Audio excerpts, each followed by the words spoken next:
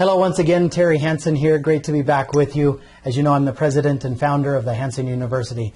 Today I want to share with you in just a couple of minutes that we have together some steps and tips that you can use as a business owner or a manager to support underperforming salespeople. I think about sales managers who manage salespeople. I think about customer service managers who manage customer service representatives, or other managers that supervise any employee really.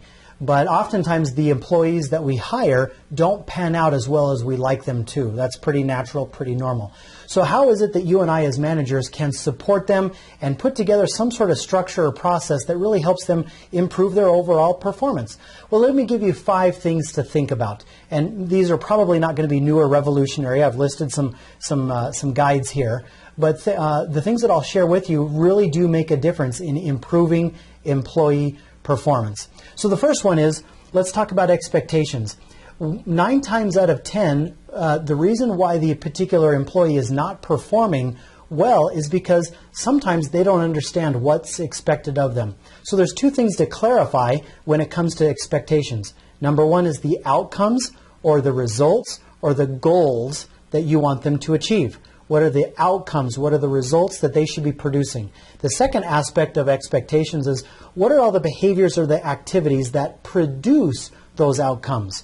What you have to be very clear and very clear in what you expect of the activities and behaviors leading up to that outcome. So both of those have to be clear. So go the extra mile when it comes to clarifying and explaining what those outcome and activity expectations are. Number 2 is, it's critical that you provide them with feedback on their activities, on their behaviors, on the tasks that they're doing pretty frequently.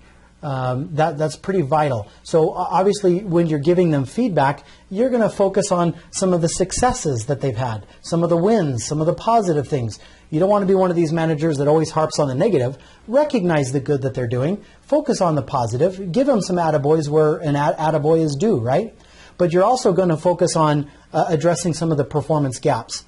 Now, gaps can be defined as where you expect them to be and what they're actually producing.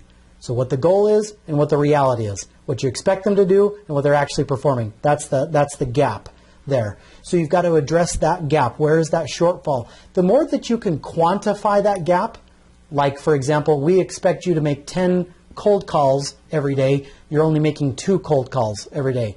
What can you do to increase your cold calls by 8?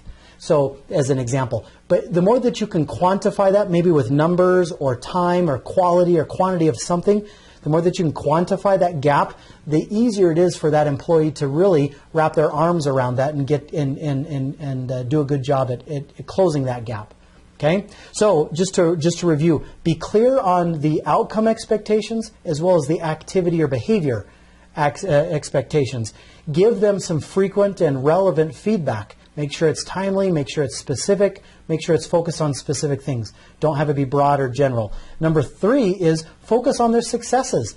Give them some attaboys, pat them on the back, help them see that what they're doing in some areas is very good. But also address the gaps. Be very clear at quantifying where that gap is. And then lastly, you're going to put together what they call a PIP, a PIP, Performance Improvement Plan, or in essence a coaching plan. When are you going to meet with them? How are you going to role play? How are you going to practice their skills? How are you going to help them focus on improving the specific things that they need to so that their performance improves? So again, none of these are necessarily new or revolutionary. I'm sure you've heard a lot about these before.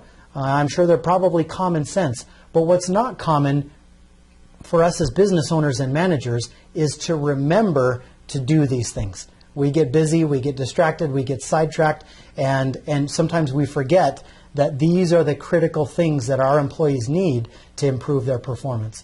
So hopefully some of these reminders have been helpful for you. Hopefully you've been thinking about a particular employee in your company that is struggling or just not performing at their peak optimal levels. Which one of these steps could you get a little bit better at? Which one of these 5 could you maybe focus a little bit more aggressively on this week to really make a difference for them? Jot some notes down, think about that. Shoot me an email if you'd like. Love to hear back from you. So, as you know, my name is Terry Hansen. It's great to be with you. Until we meet again, keep working hard and doing your best. We'll see you again soon. Talk to you soon.